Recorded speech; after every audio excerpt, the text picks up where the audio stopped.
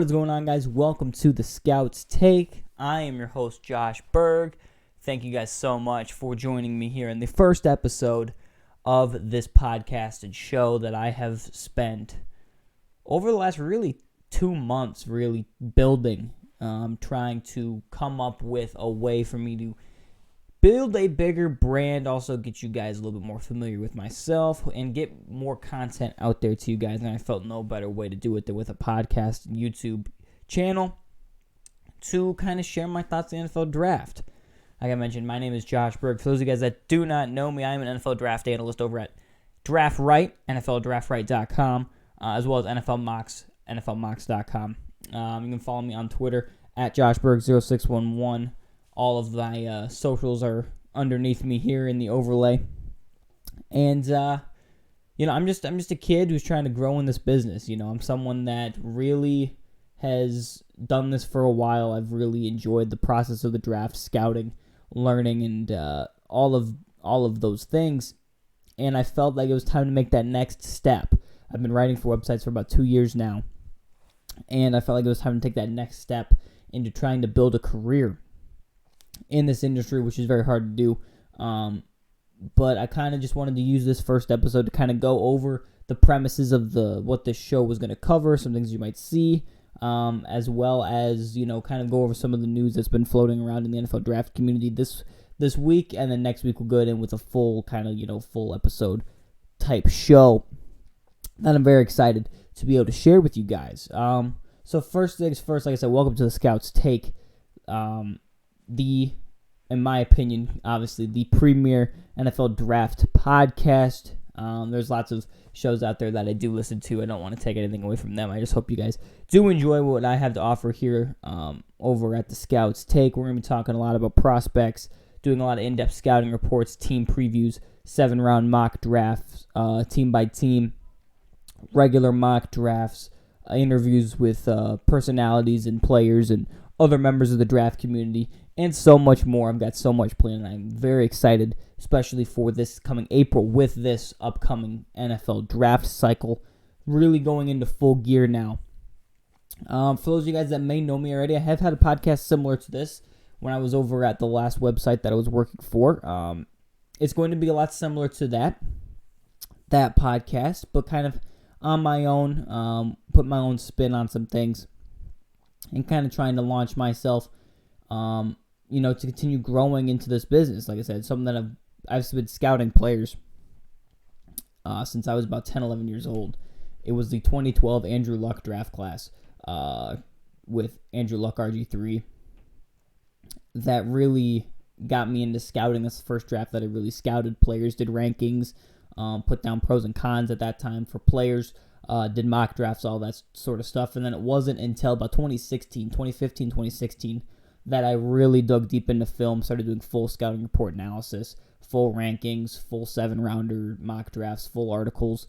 And then I got my big break at whole9sports.com last year. It was about this time last year where we launched the Whole 9 Draft podcast when I was over there with them.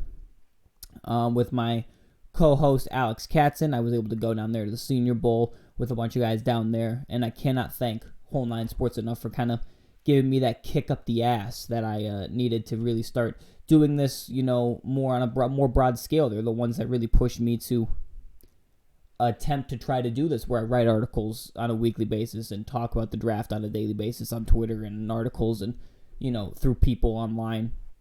And I've been able to grow, which has been awesome. And then this year I made the leap over to DraftRight.com, and thank you to Eric for giving me that opportunity to do so. And I've continued to try and grow my brand the best that I can myself as a credible source for draft analysis, as well as just someone that is very intriguing to listen to. I want to be able to give my honest opinion on prospects, be able to have healthy debate about prospects, and give my insight to those that also might want to start scouting. Be able to give them, any tips, tricks, and insights that I have learned or that I have gained knowledge of since I've done this since I was younger. It really is just a truly awesome experience being able to do this now. Like I said, on a show, on a podcast, and I cannot thank everyone enough for being a major support of me and my work that have followed me beforehand, and then all of you that are new joining me on this journey. I cannot thank you guys enough as well. There are a list of names. Like I said, the super cliche intro podcast. There's a list of names of guys that I want to do a quick brief thank you of, and that the majority of them, 99.9% of them, are members of the draft community on Twitter. Alex Katzen, Ben Glassmeyer, Hunter Thompson, Luke, Jake, Zach, Austin, Tim, Coach Lammers, Russell, Eric, who gave me the start at Draft Right, all the guys over there that I talk to on a daily basis, and there are hundreds more that I just wasn't going to spend a half hour, talking about on a daily basis. I could talk about these guys for forever. But I do appreciate all the support that I've been given, especially by those guys and everyone else that has followed me, supported my work. That does mean a lot to me. Everyone at Draft Right, everyone that supported me at Whole Nine Sports before I left for Draft Right, and everyone that I've met in between those transition phases and after the fact, I do want to thank a ton of. I want to thank my family. My parents have been pretty supportive for the most part.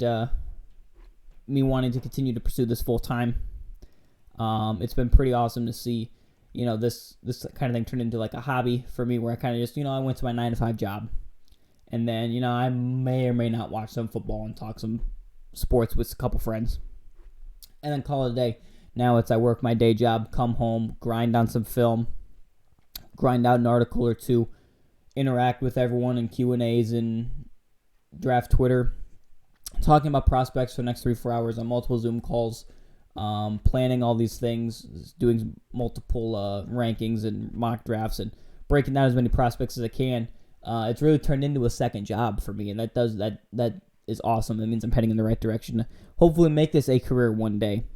And I can't thank them enough for being supportive as they have been, allowing me to continue to do this without kicking me out of their home until I am financially stable enough to move out. So I do appreciate them for that. And lastly I want to thank Matt Miller, formerly of Bleacher Report, launched his own website, draftscout.com, and he recently found out today, actually, the day I'm recording this, that he signed, he announced publicly, I should say, that he's a member of the ESPN draft analyst crew. Which is awesome. Seeing a guy like Matt, who I've followed his work since I first started. Like I say, he was at Bleacher Report. He started at Bleacher Report. I believe he was there for about 10 years. When I was just getting into scouting, maybe a year or so after the fact. So I followed his work at Bleacher Report the entire time he was there, and seeing him continue to work hard and get to this pinnacle of the sports network community in ESPN is truly awesome. And he's been nothing but supportive of me and all of my work. Anytime I ever needed something from him, his DMs are always there to help support me, and the Discord community he's created on his website, and the Zoom calls that I've been a part of. It's all been a great experience, and I can't thank him enough for almost like opening up his arms and being able to help me in any way that he's been able to. And he's been an inspiration and an idol of mine since I was 9, 10, 11 years old. Which again, don't want to make you sound old, Matt. But like I said, you and as well as everyone in the draft community, Mel Kiper, Dana Jeremiah, Lance Zierlein, Bucky Brooks, Todd McShay. The list goes on and on of all the guys, mainstream media, NFL draft guys. They're a huge inspiration, but Matt specifically, because of the interactions I've had with him and the things that I've been able to learn from him directly. I can't thank him enough for everything that he's been able to do for me. As an analyst, I've learned almost everything I've learned from reading his work and watching listening to his podcast and all that stuff. So that does mean the world. That does mean the world to me that he's supported me through all this. So I do appreciate that for sure. And I think that's enough for the sappy BS that we've got on this show. I wanted to get that thank you out there to all those that have supported me, because no matter where this show goes, whether we take it and we make it big on some mainstream network, or it just stays with me between me and a couple hundred people that decide to listen to the podcast and interact with me on Twitter. I don't want to ever forget those that have supported me from day one. There's obviously multiple friends that are outside the draft community that have supported me as well. And then, like I said, the multiple friends that made it within the draft community that have supported me. So it does mean the world to me. It means that I think I'm doing something right, which puts me on the right track. So once again, the last thank you to every single one of you guys. But you guys didn't come here for sappy thank yous and a boring introduction about the podcast. You came to hear about my takes on sports. Now, this week has been a pretty wild news week, and I want to try to give my perspective on some of the things that have happened in the community this week, and that's going to start at the top with the Carson Wentz trade. Carson Wentz yesterday, as of recording yesterday, I'm recording this on Friday afternoon. This will be released Sunday. So earlier this week, Carson Wentz was traded to the Indianapolis Colts for a third-round pick this year and a conditional second-round pick next year that can turn into a first-rounder if Carson Wentz plays 70 to 75% of the snaps for the Colts this upcoming season and they make the postseason, I believe were the terms, which I expect the Colts to make the postseason. I expect Carson Wentz to be their starter the majority of the season, barring another catastrophic injury like he had in 2017. So, essentially, a future first and a third this year. First off, home run by Chris Ballard in the Indianapolis Colts. It's been reported by multiple outlets that the Colts' initial offer was this one, and they did not barge at all from their offer. They didn't let the Eagles coerce them into giving up extra picks, extra players. They offered the third and the second, the third and the conditional second, and they stayed there the entire time and forced the Eagles' hands, who didn't really have a market for Carson Wentz. It was between the Bears and the Colts, and apparently, according to Adam Schefter and Rappaport, the Bears dropped out of the Wentz sweepstakes earlier in the week, so it was just the Colts. So the Colts gave up minimum value for a quarterback that I still personally believe has franchise superstar potential. I mean, we're talking about a guy who was on an MVP trajectory in 2017 until he had a catastrophic knee injury that ended his season. And I think we can agree that if Wentz would have stayed healthy the duration of that season, he would have been the MVP of the league, or at least in the top two. So that should say a lot about the talent of Carson Wentz, first and foremost. Let's talk about this I'm going to talk about this from the standpoint of Carson Wentz, the standpoint of the Colts, and the standpoint of the Eagles. This is a perfect situation for Carson Wentz. And Carson Wentz is a quarterback where if you look at him, he's got to have some sort of structure, which is a knock for a lot of quarterbacks, which I don't quite understand. If you need structure and you can only succeed in structure, why that's a bad thing. He needs a good run game. He needs a good receiving core, good offensive line, good defense. But look at 99% of the quarterbacks in the league and tell me which ones don't succeed with at least a few of those things. Everyone's going to bring up Tom Brady. He didn't have great receiving cores all the time. Nope, he didn't. He didn't. But he's got great defense. He always had pretty good protection, and he had a great head coach, right? Carson Wentz, in his best year in 2017 when he was hurt, with the year that he got hurt, he had good coaching, right? With Doug Peterson was a very good coach that year. Frank Reich and the supporting cast around Doug Peterson. Their offensive line stayed completely healthy and was one of the better units in the league. And their defense was completely healthy and one of the best units in the league, led by Brandon Graham, Fletcher Cox, and that nasty front seven. So what I'm confused at, where the narrative is Carson Wentz all of a sudden needs all this structure, which he does, but which quarterback doesn't? Everyone's going to bring up Dak Prescott this past year. And yeah, that's true. Dak Prescott. Dak Prescott is what he was doing this year. Bad offensive line. Zeke wasn't there effectively running the football. Horrible head coach, horrible defense, and he was performing at a high level. So I guess there's one example, but they weren't winning very many games. So, to me, Carson Wentz is a guy that, yes, he needs structure to perform well. That's why I think the Colts are such a perfect fit for him. there is a great amount of structure in that organization. Good run game with Jonathan Taylor and now Marlon Mack coming back. Nyheim Hines emerged this year. They got a trio of running backs that can all be used in different ways. Good run game. Receiving core. T.Y. Hilton's a free agent. I don't know what they're going to do at the receiving core, the wide receiver spot. But you got Michael Pittman Jr., who was one of my favorite wide receivers in last year's draft class, who I think is an emerging big-time player. And you've got an offensive line that is very, very good. I mean, it's one of the best units in the league. They lost Anthony Costanzo at left tackle. They're going to have to address that in round 1, which we'll get to in a minute. But you got Quentin Nelson, you got Ryan Kelly, you got Braden Smith. You've got some big name pieces on that offensive line that are going to keep Wentz upright that he didn't have the last 2 years in Philly when a lot of his offensive line was battling injuries. And then the defense, led by Darius Leonard, that unit, DeForest Buckner, that unit was one of the most underrated units in the league last year. It was a really good unit. So what this does for the Colts, who lost Phillip Rivers to retirement, they were viewed by many, including myself, as a quarterback away from being a Super Bowl contender. Now, yes, they got to go get another receiver next to Michael Pittman Jr. Whether that's Paris Gamble, who decides he wants to finally come back healthy. He's been battling injuries since he entered the league, and he's a super uber talented player, but he's had the injuries.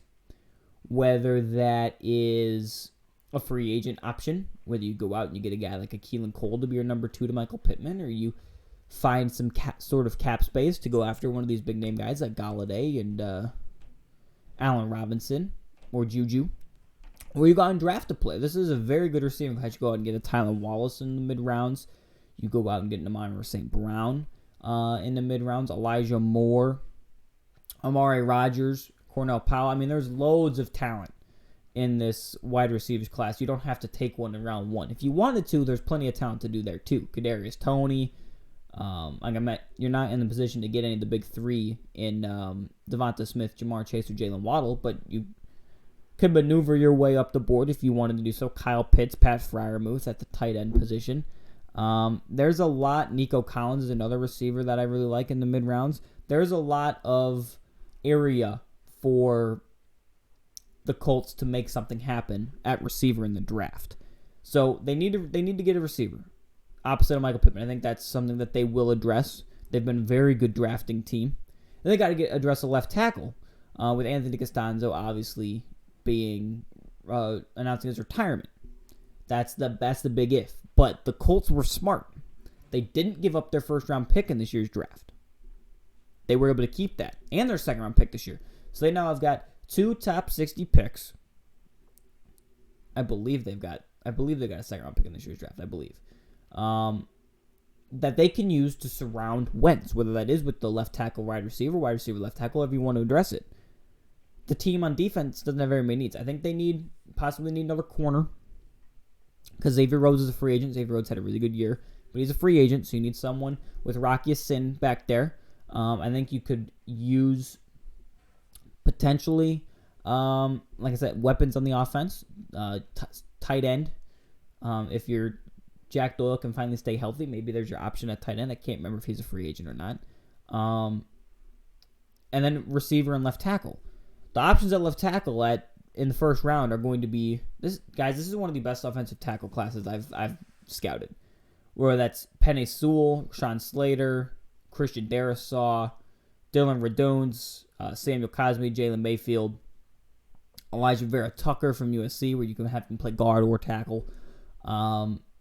There's a lot of really good fits in the round 1 for them to go out and get offensive line at pick 21 where they're sitting. So I think that left tackle spot gets addressed. So you look at this Colts roster, top to bottom, they're in a really good spot for Wentz to succeed.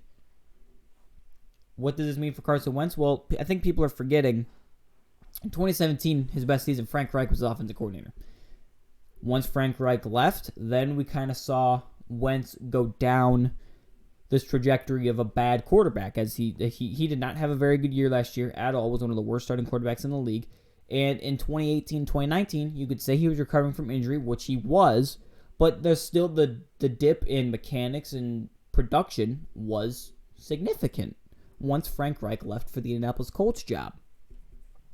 Now he's back with Frank Reich, a system that he knows, a structure that he knows, a head coach that he's performed very well with. I don't think that Frank Reich was the sole reason for him performing at the high level that he did in 2017, but I think that it's very fair to say that Frank Reich was a part of his success in Philadelphia and a very important part of his success in Philadelphia in 2017. So now him going back to that face, maybe we see that sort of performance reform, revitalize. Do I expect Wentz to be in the MVP discussion right away? No. Do I expect him to be a top 15 quarterback in the league, a top half starter in the league? Yes. Yes, I do. Assuming health, obviously. Assuming he stays healthy. Yes. Yes, I do. So this is a slam dunk for the Colts to me because they got value in the trade. They didn't have to give up a first or second round pick this year. And they got a quarterback who I think was the best quarterback on the market that wasn't one of the top 3 rookies, top 4 rookies, you could say, because they weren't in position to draft Lawrence, Fields, Wilson, or Lance.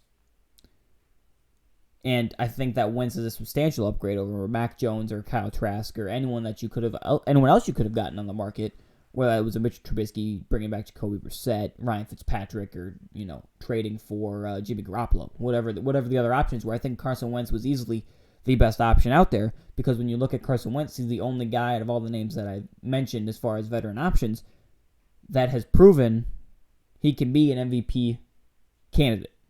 He's the only one that's reached that ceiling. Again, obviously Lawrence, Fields, Wilson, Lance, so I think I'll have the potential to be a very good starter, but the Colts weren't in position to draft in those guys anyway. So you got to look at what realistically were the options for the Colts. Trading for Sam Darnold, who I'm a big fan of Sam Darnold. We'll talk about him a little bit later in the show. Mitchell Trubisky, signing a guy like Trubisky or Fitzpatrick, Jacoby Brissett, or rolling with Jacob Eason. Or you trade for Jimmy Garoppolo, or you trade for Carson Wentz. Out of all of those names, Carson Wentz is the only one that has proven that he can be an MVP contender in this league. Jimmy Garoppolo's teams have gone to Super Bowls and far in the postseason. Jimmy Garoppolo's play on the field has not been very good, and I don't think he's the reason for that success. So, to me, this was the easiest, best option for the Indianapolis Colts. Moving on to the flip side here with the Philadelphia Eagles. I think it's pretty fair to say, and I was very vocal about this on Twitter, that the Eagles handled this situation incredibly poorly. Right from the jump. As soon as, and we're going to go back all the way to 2017 here, as soon as Carson Wentz went down with the injury and Nick Foles led that team to the Super Bowl, which again, in all fairness, it's not Nick Foles' fault that Carson Wentz got hurt. It's not the coaching staff's fault that Nick Foles played really well and won a Super Bowl. And it's not Carson Wentz's fault that Nick Foles played really well and won the Super Bowl. Nick Foles played really well and won them a Super Bowl. Okay? What the Eagles organization failed to realize is that when you had to make that decision between Foles and Wentz, you didn't immediately go out and back your franchise quarterback that had gotten hurt. You let the city of Philadelphia, the media, and you let everyone in your organization question whether Carson Wentz was going to be a starter. And again, I think we can all agree that Nick Foles' run was pretty historic, was pretty awesome to watch. But when you've got a guy that's contending for an MVP, he's in an MVP level season, you just drafted him as a number 2 overall pick, and he goes down with injury, and you don't immediately go and back him up when he's ready to come back and play, that is an issue in the organization. And then you get rid of Nick Foles. You send him away. He goes to Jacksonville, right? Free agency, signs with Jacksonville before he's then traded to Chicago. And then you draft a quarterback in the second round, creating the same problem that you had with Nick Foles in that locker room. Again, I'm not saying this is any of Nick Foles' fault or Nick Foles playing well was a problem as far as achievement of the team, but for the morale and mentality of Carson Wentz, your franchise quarterback, so you were drafted him to be, when he finally feels like he's won over the organization when they don't pursue Nick Foles in free agency and you roll with him, and then instead of backing up your quarterback, getting him some help in the early rounds of the draft, you pass on Justin Jefferson in the first round for Jalen Reagor. I think Jalen Reagor is going to be a decent player in the league, but Justin Jefferson is going to be a superstar. And then in the second round, instead of getting him help on the offensive line, getting him another weapon, getting him maybe competent defenders to finally give him a good defense that he hasn't had since 2017, you draft a backup quarterback for him in round 2.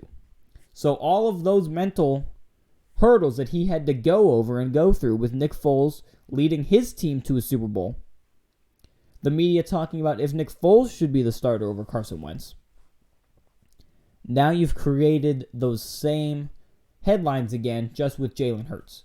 Could Jalen Hurts be the team's starter? Why did they draft Jalen Hurts in round 2? Did they draft him to push Carson Wentz out of the starting spot? And I'm not saying that where Carson feeling that way, feeling like he never had the team back, is a bad thing or a good thing.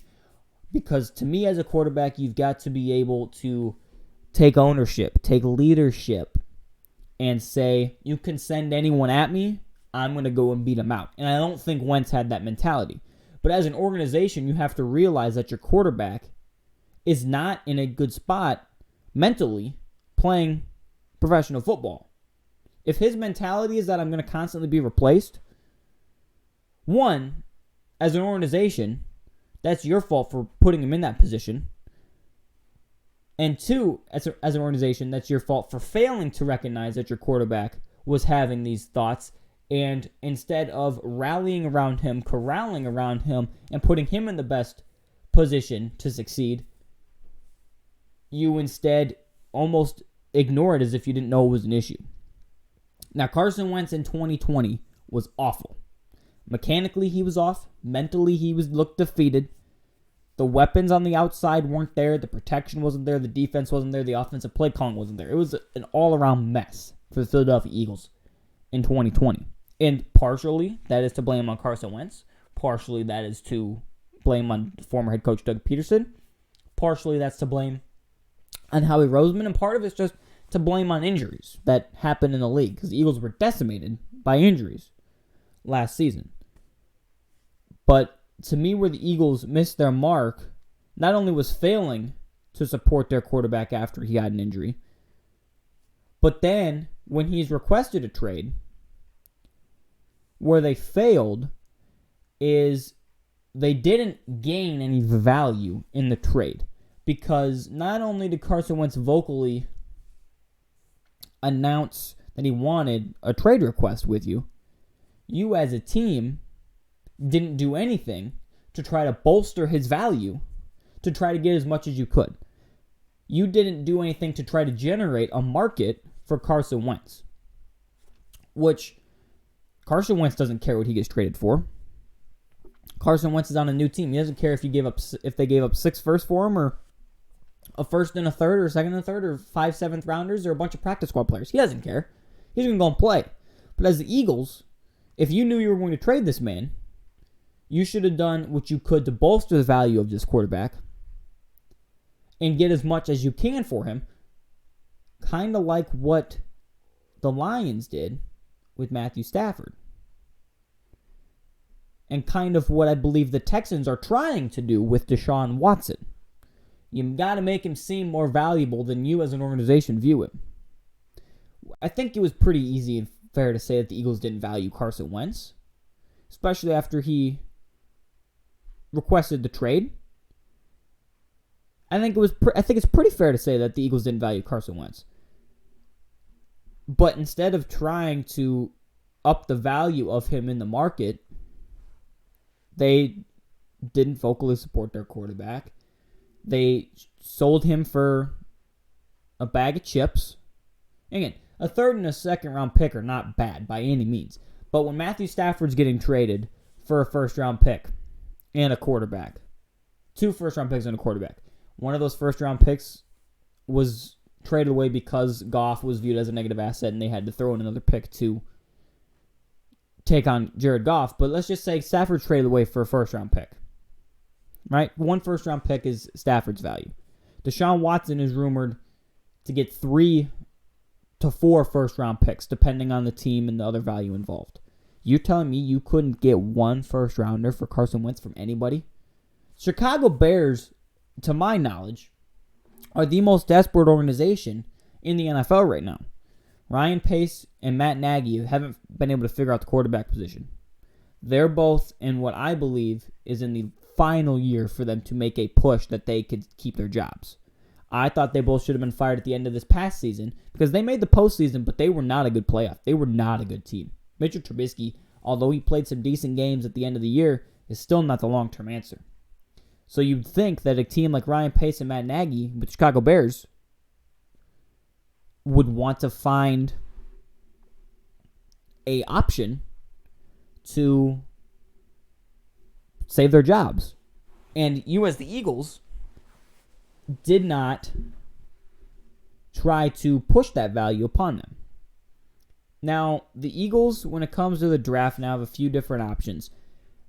In my opinion, do I think Jalen Hurts is a long-term franchise quarterback? I don't. It's not that I don't believe he doesn't have the arm talent or the leg talent or any of the attributes. I think what is going to happen with Jalen Hurts is that he's going to be too easily predictable and game planned again because of some of the limitations that he has physically and with his arm. I think that's just where I don't think he's a long-term option. I think he can be a Teddy Bridgewater type player where he's going to start for a year or two, but primarily is viewed as, a below-average starter to a high-end backup. I think that's where Jalen Hurts' niche could be in the NFL. I could be wrong. I was not high on Jalen Hurts when he was drafted. Much less the position he was drafted in. But if you're the Eagles, to me, you have to give him a shot because I don't think Jalen Hurts at all is a bad quarterback. So to me, you go into this year, you get him some help. With the 6th pick, you either draft a key defensive player that'll give him a backbone of a defense to support him, or you go out and you get one of these top 3 receivers or Kyle Pitts to give him someone to throw to that's not J.J. Arcega-Whiteside, Greg Ward, who's a former college quarterback, and Jalen Reagor, who I think is a very decent player, but he should not have been taken in the top 22 picks. You got to give him something to work with. And then, if he's bad this year, you've got a top 10 pick in the draft where you can go and find his replacement in a very good 2022 draft class. Or you now have recycled through the year. You no longer have Carson Wentz's dead cap on your salary cap because you're going to eat that this year. You don't have his dead cap. You trade some of these veterans away, whether it's Zach Ertz or that's some of the guys in the defense, Fletcher Cox, Brandon Graham, and you rebuild and you draft somebody or sign someone in free agency. To me, it's a no-brainer. The Eagles should have Jalen Hurts at least to start the year as they're at their quarterback spot in 2021. Will that happen? We don't know. A lot of the speculation right now is that they're in the quarterback market at pick 6. We'll see what happens. Ultimately, bottom line on this deal, in my opinion, Carson Wentz win, the Colts really win, and the Eagles should have been able to get more value for Carson Wentz than they did, and they now need to figure out what direction as a team they want to go at the quarterback position. Shifting gears here to another quarterback and another team that could be in the market for a quarterback that is creating some speculation around the league, and that is the New York Jets with Sam Darnold. Sam Darnold was the number 3 overall pick out of USC in 2018 in a draft class that is now heralded 3 playoff quarterbacks in Baker Mayfield, Josh Allen, and Lamar Jackson. And then there's Josh Rosen, who's obviously had his struggles in the league, bouncing on 3-4 different teams now. And then there's Sam Darnold, who I think most draft analysts thought that he was the number 1 quarterback coming out in that class. He was super young. He had the arm talent, super athletic. He had all of the traits that you would expect an elite quarterback to potentially possess. He gets drafted number 3 overall by the New York Jets, and it's been a struggle for him ever since. Sam Darnold, I am a big fan of Sam Darnold. He was my quarterback 1 in that draft class, with Rosen being the 2, so that quarterback class is not looking great for me, but it did have Josh Allen at 3, Mayfield at 4, and Lamar at 5, but that's neither here nor there. Darnold has had his struggles with the Jets. It's no secret the Jets have been a dumpster fire ever since Darnold has been there, and even before then. Adam Gase at head coach, no offensive skill position players, no defensive players to build a backbone on. Darnold was in for a long haul the moment he got there. I mean, they're trading away good players, Jamal Adams, Avery Williamson, C.J. Mosley. His first year gets hurt, then opts out this year. I mean, the Jets have had a struggle, and Sam Darnold has not had the supporting cast that he deserves. But the Jets are sitting there at pick 2 in a quarterback class that is very talented. Zach Wilson out of BYU, Justin Fields out of Ohio State, and Trey Lance, North Dakota State, all could be in play at pick 2 for the Jets. So now that Jared Goff and Matthew Stafford have been dealt, Carson Wentz have been dealt, if the Jets go quarterback at 2, which we'll dissect the Jets' options here in the NFL draft, what is the value for Sam Darnold? Now, to me, you've got to ask, okay, well, which teams are we talking about acquiring Sam Darnold? Because a first-round pick to some teams might not be the value that it could be to other teams. If you're talking about a first-round pick, a team that's late in the draft could be looking to get Darnold for first-round pick. Well, that's Pittsburgh if they want to cut Big Ben and save the cap money. Whether that's Tampa wants to trade a late 1 to have a predecessor to Brady whenever Brady decides to retire. You know, I'm not saying that that's an option, but it's a team that has come to mind. Or if you're looking at a team like Washington, Chicago, San Francisco, who are all earlier in the first round, maybe it's a 2 this year and a future 2 or 3. Maybe it's more similar to the Carson Wentz deal.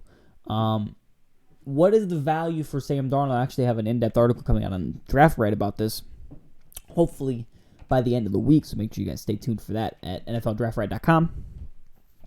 Just make sure you guys follow me on Twitter at JoshBurger0611. You'll get all my article updates there.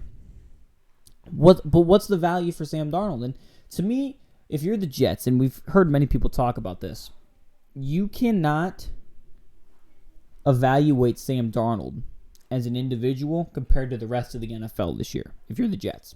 You can't do that because, one, he obviously was in the worst situation, and he's obviously a bottom quarterback right now with what he's shown on the field, right? You've got to evaluate him based on this draft class. Do you believe Sam Darnold is better than Zach Wilson? Do you think Sam Darnold is better than Justin Fields? Do you think Sam Darnold is better than Trey Lance? The answer is yes to all those questions if you're the Jets, if you're Joe Douglas and Robert Saleh. Then you trade the number 2 overall pick for maximum value for a team that needs a quarterback, whether that's Carolina if they don't get DeShaun Watson, Philadelphia now at 6, San Francisco at 12, Denver, New England. You trade that pick, get as much draft picks as you can to build around Darnold, and then you roll with Darnold next year. If the answer is no, Darnold is not better than any of those guys that I mentioned, obviously excluding Lawrence because we're assuming Lawrence is the number 1 pick, then you trade Sam Darnold and you use that pick on a quarterback. It's very simple, but it's a complicated process because you need to understand what you have in Sam Darnold. In Sam Darnold, you've got a quarterback that has played really, really bad his first 3 years in the league. He's been bad. Bad decision-making, a lot of turnovers, hasn't won you a lot of games, but you've got to also look at, okay, how much of this is fixable with the right coaching staff, with the right offensive weapons, and the right defense backing them up to where they're not giving up points every drive, right? You look at this roster, the way it's constructed, you've got a good receiver in Denzel Mims, and still think you need number 1, but Denzel Mims, good start. You now have got offensive line pieces on the line with Mekhi Becton, who was a stud left tackle this past year, and I think you've got a couple other, young pieces on the offensive line that you signed in free agency, whether it's a Connor McGovern, so on and so forth. The offensive line still is a mess, but you at least have now some structure there that can work. And then the defensive side of the ball, you traded Jamal Adams, you traded Avery Williamson, and C.J. Mosley. I feel like he signed with the Jets 5-10 years ago at this point, but he hasn't played very much.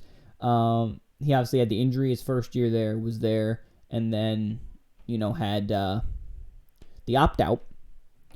But you've got Quinn Williams, who's a bona fide stud. You've got Marcus May in the secondary. So you've got a couple pieces here. There's a lot of holes. But to me, quarterback is not your biggest need on this team. So if I was the Jets, I'm trading the number 2 pick to whoever wants it for first, second, whatever the highest bid is. I trade that, and then I use that pick that I get, plus the other picks, to help fill my holes on my roster. Get a wide receiver next to Denzel Mims. Get another offensive lineman opposite of Mekhi Becton on the right side.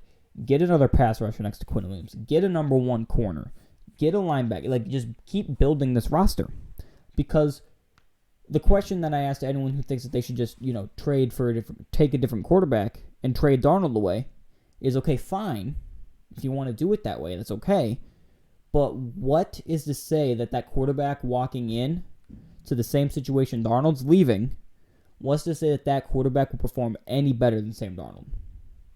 Given the protection, given the weapons, given the defense, and given the holes on that roster as a whole, what's to say that they're going to be better off than Sam Darnold was?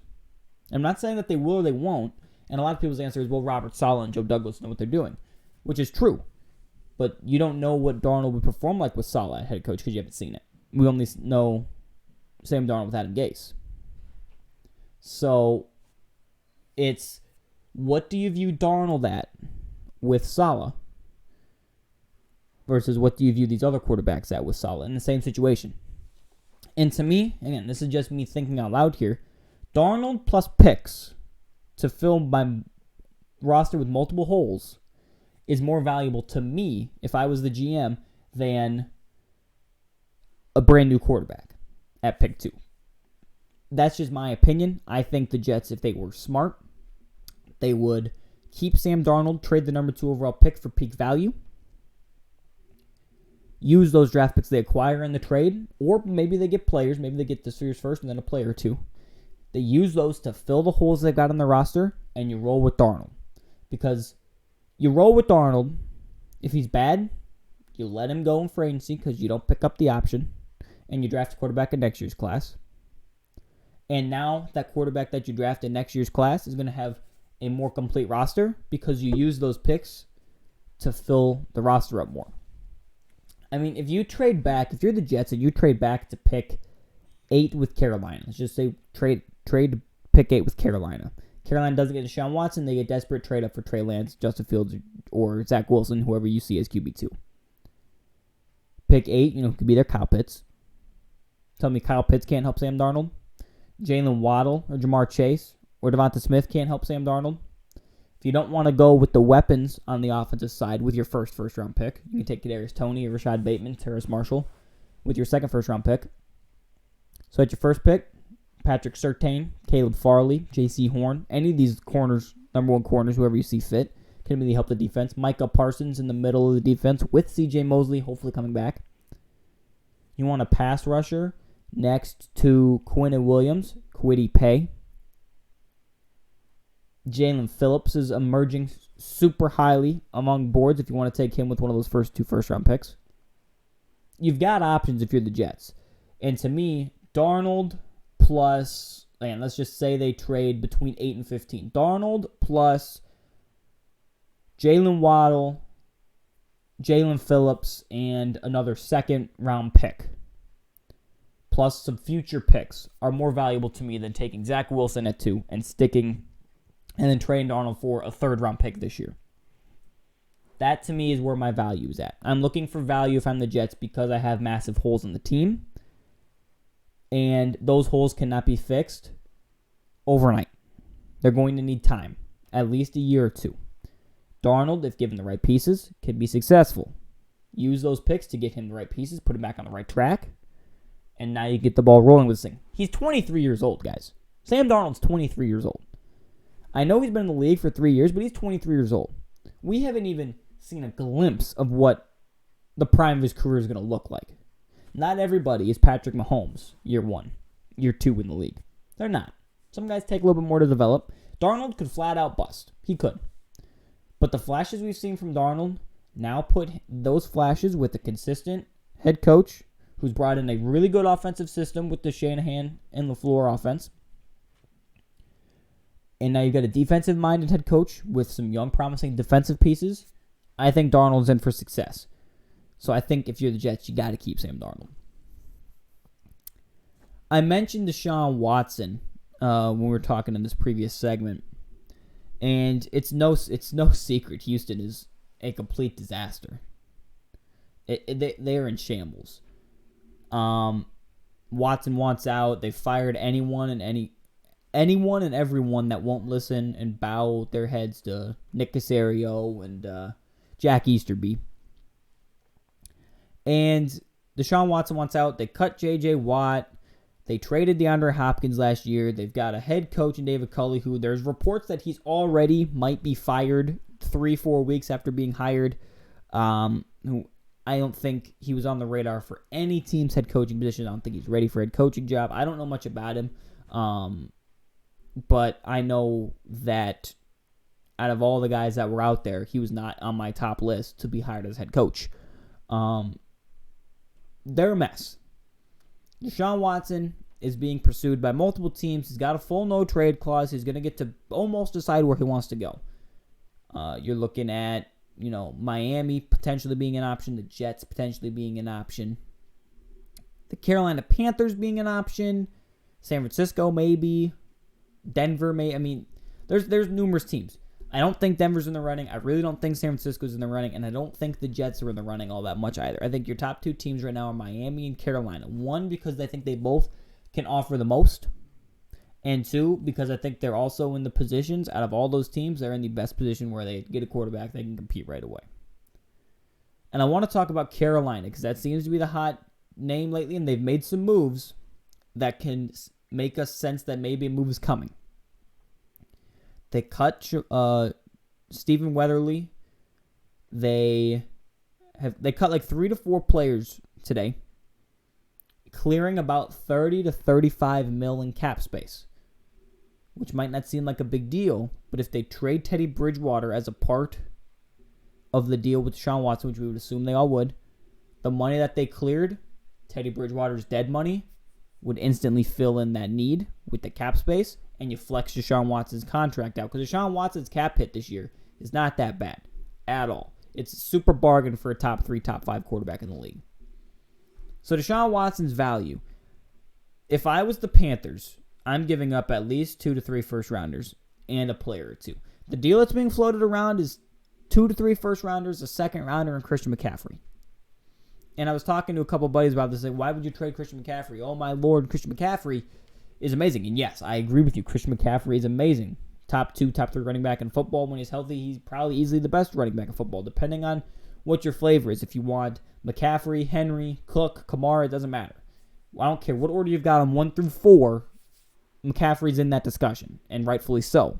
Not to mention Saquon Barkley, who, when he's healthy, in the same discussion as well. McCaffrey special. But you look at what that offense has done.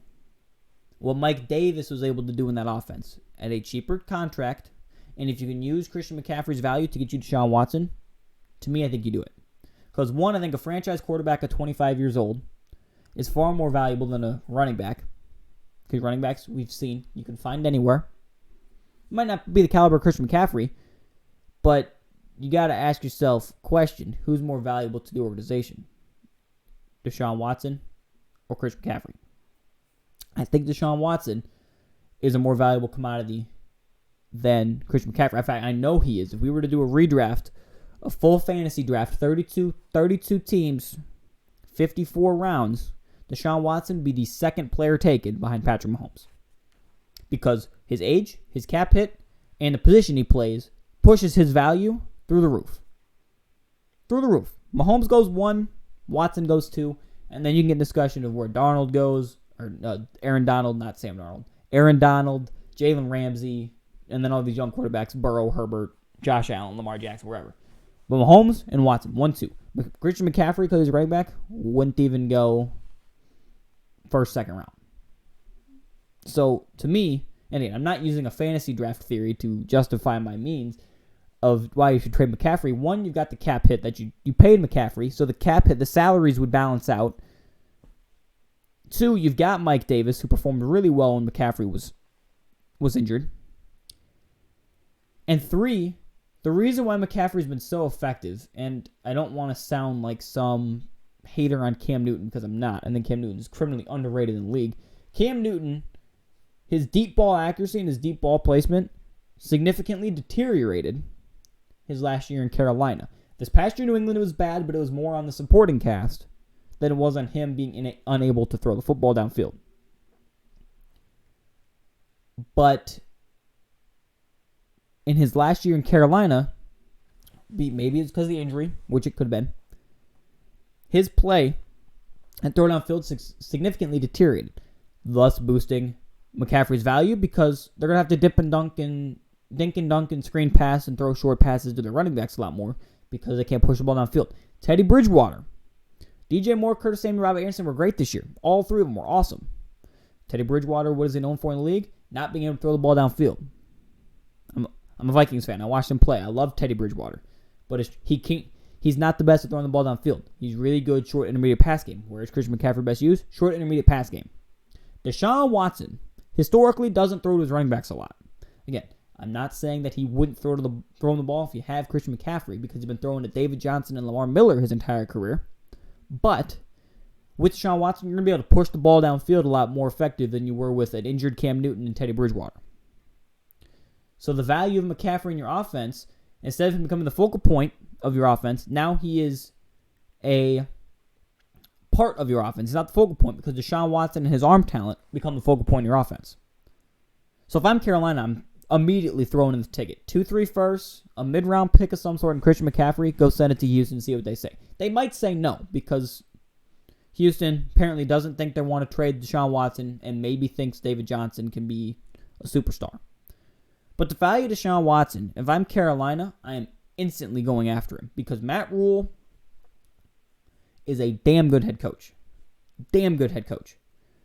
I didn't get to go to the Senior Bowl this year because of COVID and restrictions to the public and me not being old enough to get a credential at the event.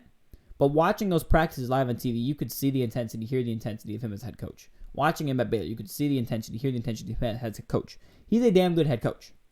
Giving him DeShaun Watson, this team, Carolina was a really good bad team last year. They had bad quarterback play, they had injuries, they lost a lot of close games, but they were a really good bad team. Give him DeShaun Watson in that offense with those weapons.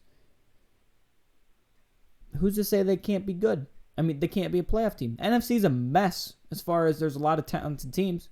Carolina with DeShaun Watson. Can you imagine that division? Matt Ryan. That NFC South. You got Matt Ryan in Atlanta on his dwindling career. You've got Tom Brady in Tampa. You've got Jameis Winston. DeShaun Watson would instantly become the best quarterback in that division. And I don't think it's that close. That division, Matt Ryan, Tom Brady, Jameis Winston, DeShaun Watson, that'd be a fun division to watch play football at quarterback. I really would. If I'm Carolina, though, I'm immediately going after DeShaun Watson, and it's a no-brainer for me. I want to end the show with this, and it's gonna be quick and short. The draft community's gone nuts over what's been going on with Trevor Lawrence and Zach Wilson. If you've been living under a rock or aren't involved in the community as much as, say, I am, because I'm in it 24/7, every day, all day, there have been reports from my buddy Matt that some NFL teams view Zach Wilson as QB1 as opposed to Trevor Lawrence. Now, Trevor Lawrence is going to become and has become the highest quarterback I've ever evaluated. And I started evaluating in 2012. So it was Andrew Luck, then it was Joe Burrow, then it was Sam Darnold, which we're going to... Darnold's been bad. And then Lawrence surpassed all of them. Every single one. That does not mean Lawrence is without flaws. That doesn't mean Lawrence is a first ballot Hall of Famer coming in. But I want to urge the community to not overthink Trevor Lawrence. And we do this every year, no matter a position. We do this every year. Where we overanalyze a prospect because we are bored of them. You look at Jerry Jeudy last year, receiver. 9 times out of 10, you asked 10 scouts, 9 guys had Jerry Jeudy as their wide receiver 1. Jeudy was bad this year. Drops were an issue. The number one concern with Jerry Jeudy was drops, and that was the case. Bad quarterback play. I think he's going to be fine in Denver. But we overevaluated Jerry Jeudy. We were looking for more problems than there was because we got bored of talking about him because he was the consensus number 1 wide receiver forever. You go back to this year with Penei Sewell, an offensive tackle. Penei Sewell's been the guy for 3 years. The number 1 recruit in high school, the number 1 college recruit, the number 1 offensive tackle. Now we're doing Christian Darrisaw might be better, Rashawn Slater might be better. And I do love both those players, but to me they're not Penei Sewell. So don't overevaluate Trevor Lawrence as a prospect because you're bored of him as the number 1 player on the board. He's the number 1 player on the board for a reason because he's freaking good.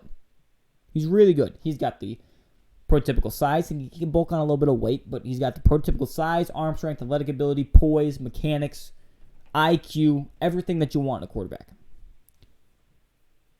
I will say this, though. First off, I want to clarify on Draft Twitter. Matt Miller and a lot of the guys that are reporting on this aren't people that believe that Wilson is better than Lawrence. They are reporting that, from what they hear from NFL teams, that some teams view Wilson higher than Lawrence. That does not mean that they agree with those views. They're just reporting what they hear and what they are being told from NFL teams, scouts, officials, whoever. That's number 1. Number 2, do I think Zach Wilson is better than Lawrence? No. I don't think Zach Wilson is my QB2. Wilson is going to be in a dogfight for QB3 with Trey Lance. I've got Lawrence 1, Fields 2. But here's the justification for why Zach Wilson can be viewed higher than Trevor Lawrence. And I'm going, again, not going to agree with this, but I want to explain the justification as why some might.